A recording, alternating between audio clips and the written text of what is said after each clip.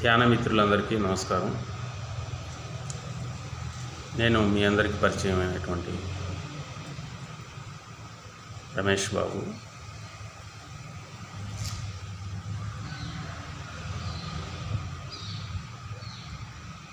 శ్రీకాళహస్తి విరమణ మాస్టర్లందరికీ కూడా సుపరిచితమే. ఈరోజు ప్రత్యేకించి స్వాధ్యాయం గురించి అందరికీ తెలియజేయాలని ఈ వీడియో చేయడం జరుగుతుంది. ఈ మధ్య శ్రీ బాలకృష్ణ గారిని కలిసినప్పుడు స్వాధ్యాయం గురించి ఒక వీడియో చేయమని వారి అభ్యర్థన. దాని యొక్క ప్రాముఖ్యత అందరికీ తెలియచేయాల్సిన బాధ్యత కూడా నా పైన ఉంది. ఇది ఒక బాధ్యతగానే అనుకుంటున్నాను. సబ్జెక్టులోకి వెళ్తే మనకు పత్రిజీ గారు త్రిరత్నాలు ధ్యానం, స్వాధ్యాయము, సజ్జన సాంగత్యం ఇచ్చారు. మరి అందరం ధ్యానం అయితే చేస్తున్నాము. అది వ్యక్తిగత ధ్యానం కావచ్చు, సామూహిక ధ్యానం కావచ్చు, ధ్యానం అయితే చేస్తున్నాం.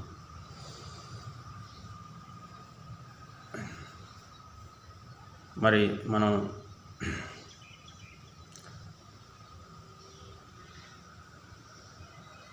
ధ్యానం ఒక్కటే చెప్తే మన యొక్క ప్రగతి చాలా నెమ్మది, అంటే ముందుకు మనం ఎదగలేము. కేవలం ధ్యానం చేస్తే, ధ్యానం వల్ల మాత్రమే మనం కొంత సబ్జెక్ట్ని తెలుసుకుంటాం. స్వాధ్యాయ సజ్జన సాంగత్యం ద్వారా మన యొక్క జ్ఞానం యొక్క పరిధి ఇంకా విస్తారం అవుతుంది. ఎక్కువ జ్ఞానాన్ని పెంచుకోవడానికి స్వాధ్యాయము, సజ్జన సాంగత్యం అనేటివి ప్రధానమైన అంశాలు. మొట్టమొదటి ప్రాధాన్యం ధ్యానం అయితే, రెండవది స్వాధ్యాయం, మూడవది సజ్జన సాంగత్యం. మరి స్వాధ్యాయం యొక్క ప్రాముఖ్యతను మనం తెలుసుకుందాం. ఈరోజు 20 years ఈ యొక్క స్పిరిచువాలిటీలో ఉండడం అనేది జరిగింది. దానికి పునాది స్వాధ్యాయమే. 2005లో మన టెంపుల్ స్ట్రీట్లో కేర్ సెంటర్ అనే ఉండేది. అక్కడ ఆధ్యాత్మిక పుస్తకాలన్నీ కూడా అక్కడ మనకు అందుబాటులో ఉండేవి. ఒక లైబ్రరీ లాగా ధ్యానం చేసుకునే వాళ్ళం, పుస్తకాలు చదివేవాళ్ళం. మరి నేను మరి కొంతమంది మాత్రమే 20 years స్పిరిచువాలిటీలో ఉండగలిగాం. కారణం ఏంటంటే స్వాధ్యాయం. చాలామంది వచ్చారు, చాలామంది మాతో పాటు కలిశారు, మాట్లాడారు, విన్నారు, ధ్యానం కూడా చేశారు. కానీ మళ్ళీ లేరు. వాళ్ళు ఎక్కడున్నారో, ఏం చేస్తున్నారో, వాళ్ళ ప్రగతి ఏంటో, వాళ్ళ ఆత్మస్థితి ఏంటో తెలియదు. ఎందుకంటే ధ్యానం తర్వాత నెక్స్ట్ ఏం చేయాలనేది అక్కడ మిస్ అయింది. దాని యొక్క ప్రాముఖ్యత తెలియకపోవడం వల్ల కూడా కావచ్చు. కాబట్టి స్పిరిచువాలిటీలో ఈ యొక్క 3 చాలా ప్రధానమైన అంశాలు. ఒక గురువు గారు చెప్పారంటే వాళ్ళ జీవితంలో ఆచరించి తెలుసుకునేదే. పత్రిసారు ఈ జన్మలో ధ్యాన సాధన చేయలేదు. స్వాధ్యాయం ద్వారానే ఆయన ఎక్కువగా జ్ఞానాన్ని పెంచుకున్నారు. గత జన్మలోనే ధ్యాన సాధన అయిపోయిందని చెప్పారు. స్వాధ్యాయం ద్వారానే ఆయన ఎంతో జ్ఞానాన్ని తెలుసుకున్నారు, అందరికీ బోధించారు.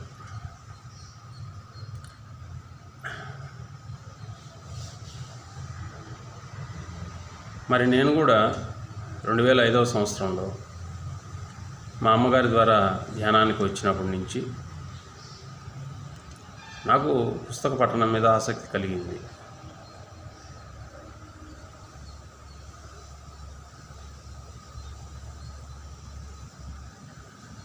మిత్రుడు శ్రీ బాలకృష్ణ గారి కేర్ సెంటర్లో లైబ్రరీ ఉండడం మాకు ఒక అదృష్టంగా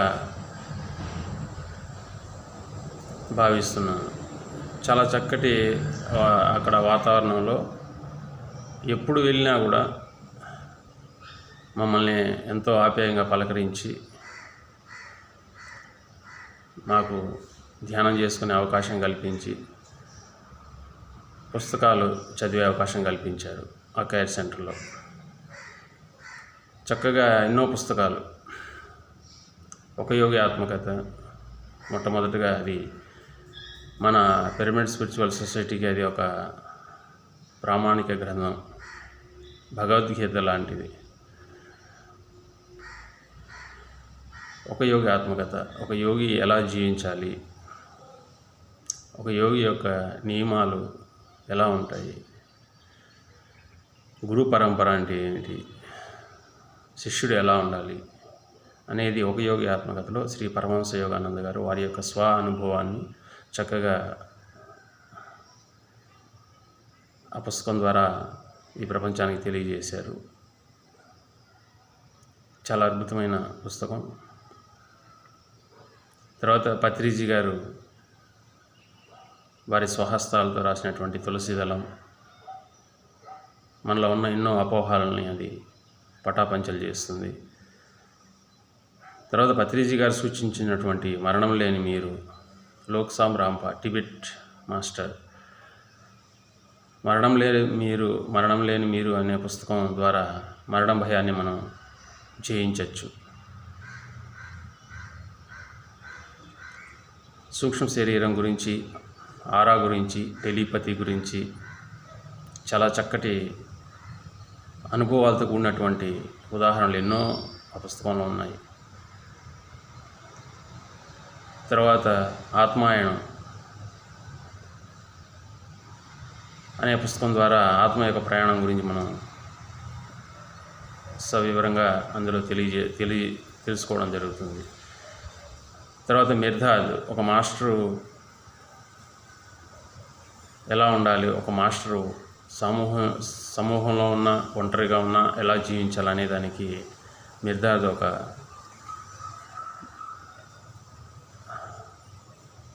ఒక నిదర్శనం. అదేవిధంగా మిలారెప గురువు యొక్క పరీక్షలకి తట్టుకుంటూ ఎన్నో కఠిన పరీక్షలను ఎదుర్కొని ఆత్మ సాక్షాత్కారం కోసం ఎంతో శారీరక శ్రమను అనుభవించి మోక్షాన్ని పొందినటువంటి గురు శిష్యుల కథే మిలారెప అనే పుస్తకం చాలా మనకు ప్రేరణ కలిగిస్తుంది. అదేవిధంగా ఓషో పుస్తకాలు అంటే జీవితాన్ని ఎలా జీవించాలి, ఎంత కళాత్మకంగా జీవించవచ్చు అనేదానికి ఓషో రజనీష్ మనకు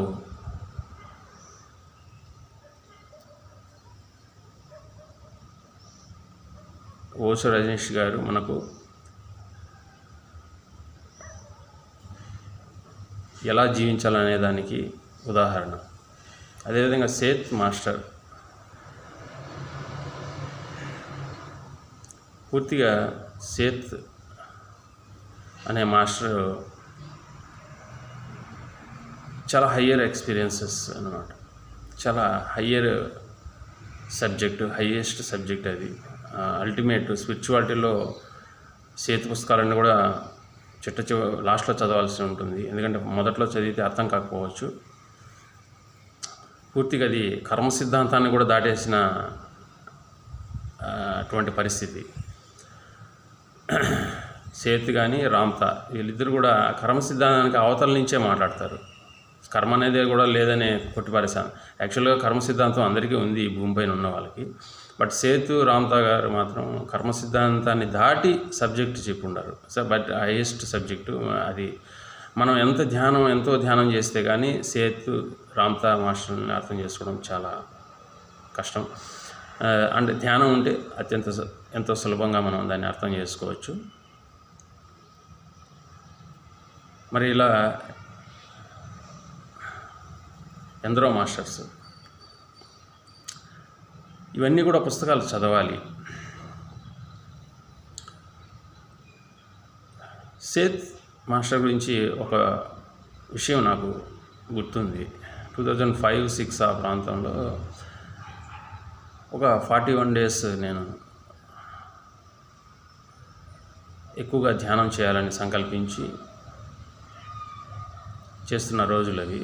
అప్పుడు పుస్తకాలు చాలా తక్కువ, అప్పుడప్పుడే అనువాదం చేస్తున్నారు తెలుగులోకి. ఇంగ్లీష్ పుస్తకాలన్నీ తెలుగులో ట్రాన్స్లేట్ అవుతున్నాయి. అన్ని పుస్తకాలు ఆల్మోస్ట్ చదివాను, ఒకటి మిగిలిపోయి ఉన్నది. అది ఏంటంటే సేత్ మాస్టర్ది ఒకే ఒక పుస్తకం తెలుగులోకి అనువాదం అయింది. అప్పుడు మొట్టమొదటి పుస్తకం అది అవిదిత యథార్థం అన్న పుస్తకం. అవిదిత యథార్థం అంటే విదితం అంటే అర్థమైనది, అవిదితం అంటే అర్థం కాని యథార్థం.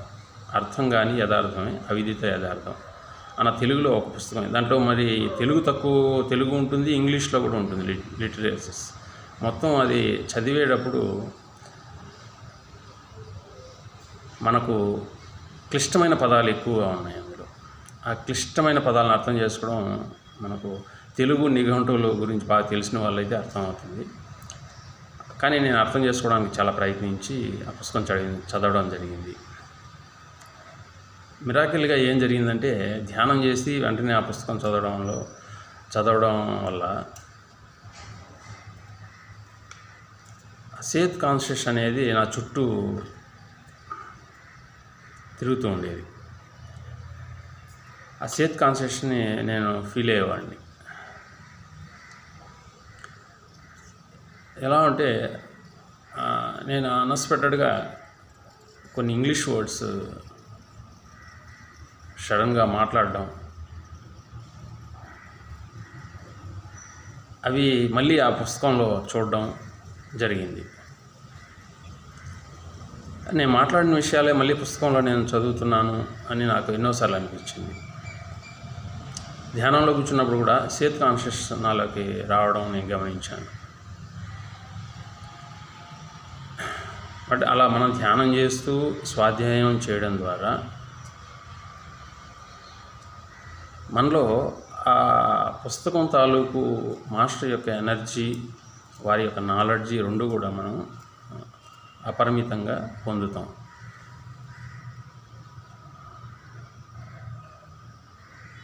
మరి సజ్జన సాంగత్యంలో ఎంతోమంది మధ్యలో కూర్చొని మనం ఒక సబ్జెక్ట్ని తీసుకుంటాం లేదా అనేది అక్కడ పరిస్థితిని బట్టి ఉంటుంది. మనకు ఈగో అడ్డం రావచ్చు, లేదా అక్కడ వేరే వాళ్ళని చూసి మనం దాన్ని అనుసరించకపోవచ్చు. అక్కడ ఎన్నో రకాల కారణాలు మనల్ని జ్ఞానం తీసుకోకుండా చేసే పరిస్థితులు కలిగే అవకాశం ఉంది. కానీ స్వాధ్యాయంలో అలా కాదు, డైరెక్ట్ ఇంటరాక్షన్ జరుగుతుంది. ఆ మాస్టర్ యొక్క నాలెడ్జ్ని పూర్తిగా మనం ఏకాంతంగా మనం తీసుకునే అవకాశం ఉంది. బట్ ప్రతి పుస్తకంలో ఆ మాస్టర్ యొక్క తాలూకు ఎనర్జీ, నాలెడ్జ్ ఖచ్చితంగా ఉంటాయి. ఆ పుస్తకం మన చేతికి వచ్చిందంటే ఆ మాస్టర్ మనతో ఉన్నట్టే. మరి అలాంటి అవకాశాన్ని మనం ఎందుకు వదులుకోవాలి?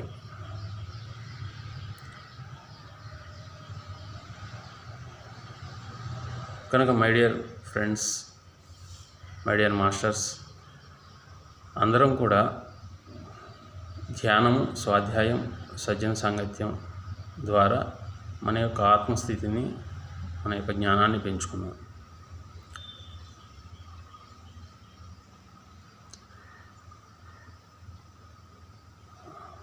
ఈ పుస్తకాలు చదవడం ద్వారా మనం ఆధ్యాత్మికంగా మనం చాలా బలపడతాం, చాలా స్ట్రాంగ్ అవుతాం. ఎలాంటి సమస్యలనైనా కూడా మనం ఎదుర్కోవడానికి మనకు ఒక ఆత్మస్థైర్యం కలిగిస్తుంది. దానికి మనకున్న జ్ఞానమే ప్రధానమైనటువంటి ఆయుధం. మరి మన జ్ఞానం అంత పటిష్టంగా, బలంగా ఉండడానికి కారణం పుస్తకాలు. సో పుస్తకాల ద్వారా మనం మన యొక్క జ్ఞాన పరిధిని పెంచుకొని మన యొక్క ఆత్మస్థితిని మనం మరింత పెంచుకున్నప్పుడు ఎలాంటి పరిస్థితుల్లో అయినా మనం గొప్పగా, అద్భుతంగా, ఆనందంగా జీవించగలుగుతాం. Thank you very much.